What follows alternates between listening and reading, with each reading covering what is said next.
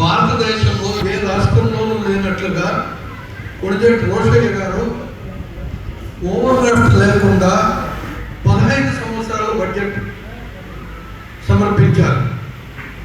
Reserve bank నుండి అప్పులు తెచ్చుకోకుండా అది చరిత్ర సృష్టించారు. 1978 చెన్నారెడ్డి గారి మంత్రివర్గం నుండి ఆయన ముఖ్యమంత్రిగా 1911 వరకు పనిచేసింది. 2011 వరకు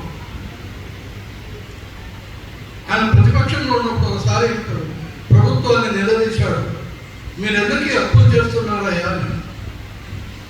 అప్పుడు ప్రభుత్వం చెప్పింది, ఆర్థిక మంత్రి గారు, మాకు ఆ సౌకర్యం ఉందండి, సౌకర్యం ఉన్నంత వరకే మేము అప్పులు తెచ్చుకున్నాము, అంతకంటే ఎక్కువ తీసుకోలేదు అన్నారు.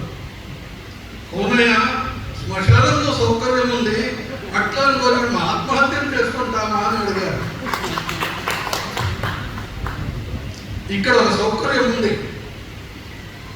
నవీకరణం చేశారు సభాస్థలని, దాన్ని సదుపయోగం చేసుకున్నారు సురేష్ బాబు గారు.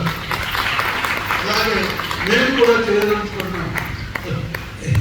20వ తారీఖు శనివారం భువన విజయం నాటకం ప్రతిరూపకం ఈ వేదిక పైన ఎన్వి కృష్ణమూర్తి ఉస్మానియా కళాశాల ఆచార్యులు వారి స్మారకార్థం శత జయంతి ఉత్సవ సందర్భంలో దత్తాత్రేయ శర్మ గారి బృందంచే దూర్చటిగా మన జేఎస్ఆర్కే శర్మ గారు ఉంటారు.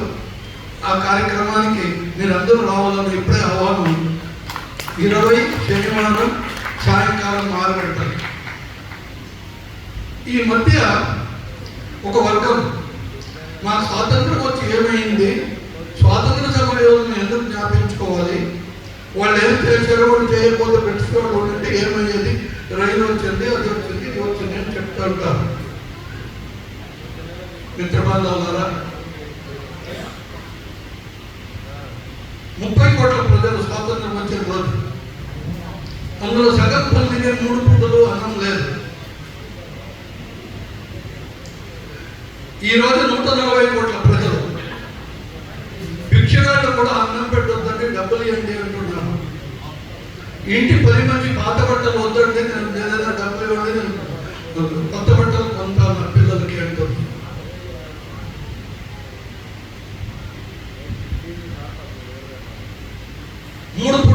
ఆ రోజుల్లో ఒరియన్నం తిన్నాడంటే చాలా గొప్పవాడు. ఈ రోజు ఒరియన్నం తినని వాళ్ళు ఎవరు లేరు. బక్రానంగా, నాగార్జున సాగర్, శ్రీశైలం, దామోదర్ వ్యాలీ ప్రాజెక్ట్ ఇటువంటివి ఎవరి వల్ల జరిగింది. ఒక షేవింగ్ బ్లేడ్ ఇంగ్లాండ్ నుండి వచ్చేది. ఈరోజు మేము పెద్ద పెద్ద ఇంజిన్లు, మిషనరీలు, యంత్రోపకరణాలు ఎగుమతి చేస్తున్నాం. పావుల పత్తి ఇక్కడి నుంచి ఇంగ్లాండ్కి పోయి మాంచెస్టర్ నుండి 4 రూపాయల పంచ ఇక్కడికి వచ్చేది. మేమే ఈరోజు బట్టలు ఎగుమతి చేస్తున్నాం. ఈనాటి ఆంధ్రప్రదేశ్లో మొత్తం ఉన్నది ఒక యూనివర్సిటీ, ఒక మెడికల్ కాలేజ్. ఈరోజు 25 మెడికల్ కాలేజీలు ఉన్నాయి, 25 యూనివర్సిటీలు ఉన్నాయి. కర్నూలు జిల్లాలో ఉన్నది మహా అంటే 25 హై స్కూళ్ళు, ఒక్క కాలేజ్. ఈరోజు కర్నూలు జిల్లాకు ఒక యూనివర్సిటీ ఉంది, కర్నూలు 3 యూనివర్సిటీలు ఉన్నాయి. ఇంకా ఎన్నెన్నో సౌకర్యాలు. ఈ సౌకర్యాలు రావడానికి కారణం భారతదేశం స్వాతంత్రం కారణం, పంచవర్ష ప్రణాళికలు పూనుకోవడం, ప్రణాళికలు ప్రకారంగా ప్రాజెక్టులు నిర్మాణాలు అన్ని రకాలుగా, 1, 2 కాదు, ఐఐటీలు, ఎన్ఐటీలు, ఇంకా ఎన్ని విద్యా సంస్థలు, ఆసుపత్రులు, ఇంకా ఎన్నెన్నో తయారయ్యాయి. అందువల్ల ఆ స్వాతంత్రం సంపాదించిన మానీయులు అల్లూరి సీతారామరాజు, ప్రకాశం పంతులు, గాడ్చర్ల అక్షరూపంలో పట్టాభి సీతారామయ్య, ఎన్జి రంగా, దుర్గాబాయి దేశ్ముఖ్ అలాంటి మహానుభావుని అల్లూరి సీతారామరాజు పేరుతో పాటు కల్లూరు సుబ్బారావు పేరు కూడా ఉండాలి. రుతర్ఫోర్డ్ ఆయన చంపిన అల్లూరి సీతారామరాజును చంపిన కలెక్టర్, ఆయనకు తిరగబడిన వ్యక్తి, ఆయన అనంతపురం కలెక్టర్గా వచ్చినప్పుడు ఆయనకు తిరగబడిన వ్యక్తి కల్లూరు సుబ్బారావు గారు. అటువంటి మహనీయులని ముందు తరానికి పరిచయం చేయవలసిన బాధ్యత మనకందరికీ ఉంది, చెయ్యాలి అని మనమే చేస్తాను. పుస్తకాలు రాస్తారు.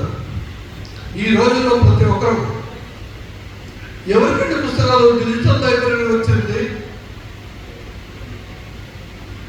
పుస్తకాలను యూనివర్సిటీ ప్రొఫెసర్లు గ్రంథపాలకులు కూడా చెప్తుంటే మాట, ఈ దేశంలో 120 కోట్ల ప్రజలు ఉన్నారన్నాను. డిజిటల్ సౌకర్యం ఉండేది కేవలం 20 కోట్ల ప్రజలకి, మిగతా 60 కోట్ల ప్రజలకి జ్ఞానము విజ్ఞానము పొందవలసిన బాధ్యత మనకు అందరికీ ఉంది. కేవలం ప్రభుత్వానికి మాత్రమే కాదు. వాళ్ళందరికీ పుస్తకాలు, రేడియో, టీవీ ఇటువంటి సౌకర్యాలే అవసరం. అందులో పుస్తకాలు ఖచ్చితంగా ఉండాలి. చదివేవాళ్ళు ఉన్నారు, చదివేవాళ్ళు చదువుతారు. ఒక్క వ్యక్తి చదువుని పుస్తకాన్ని ఒక వ్యక్తి చదువుని సత్యహరిశ్చంద్ర కథ లక్షలాది మంది, కోట్లాది మంది చదివారు. ఒక మోహన్ దాస్ కరమ్చంద్ గాంధీ కూడా చదివాడు. దానివల్ల జరిగింది, ఆర్థర్ హర్మన్ అనే బ్రిటిష్ చరిత్రకారుడు పుస్తకం రాశాడు, Gandhiji and Churchill, that epic rivalry that destroyed British empire. British సార్వభౌమత్వాన్ని నాశనం చేసిన మహానుభావుడు మోహన్ దాస్ కరమ్చంద్ గాంధీ, మహాత్మా గాంధీ. దానికి కారణం ఒక సత్యహరిశ్చంద్ర కథ.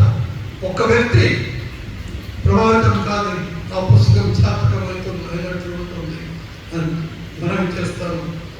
అల్లూరి సీతారామరాజు పుస్తకం నేను చదవలేదు. అల్లూరి సీతారామరాజు గురించి సోదరి పార్వతి శ్రీరామచంద్రుడికి ఆయనకు ఉన్న సామెత అనుబంధం కొన్ని చెప్పింది. అలాగే దైహికంగా కూడా వాళ్ళిద్దరికి పోలికలు ఉంటాయంట. ఇద్దరు క్షత్రియులు. శ్రీరామచంద్రుడు ఆజానుబాహు. ఆజానుబాహు అంటే పొడుగు ఉండవచ్చిన మేము ఆజానుబాహు ఉంటాం. అలా కాదు, చెయ్యి ఇంట్లో దాపితే ముక్కలు కింద పోవాలి. అటువంటి వాడిని ఆజానుబాహు ఉంటారు. శ్రీరామచంద్రుడికి చెయ్యి అక్కడ కిందికి పోయేది. సీతారామరాజు కూడా చెయ్యి ముక్కల కింద పోయేదంట. అలాగే శ్రీరామచంద్రుడు గిరిజనుల సహకారం తీసుకున్నాడు రావణ్ణి ఓడించడానికి. సీతారామరాజు కూడా గిరిజనుల సహకారంతో పోరాడినాడు.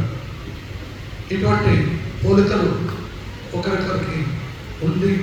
అందువల్లనే ఆయన గొప్పవాడైనాడు.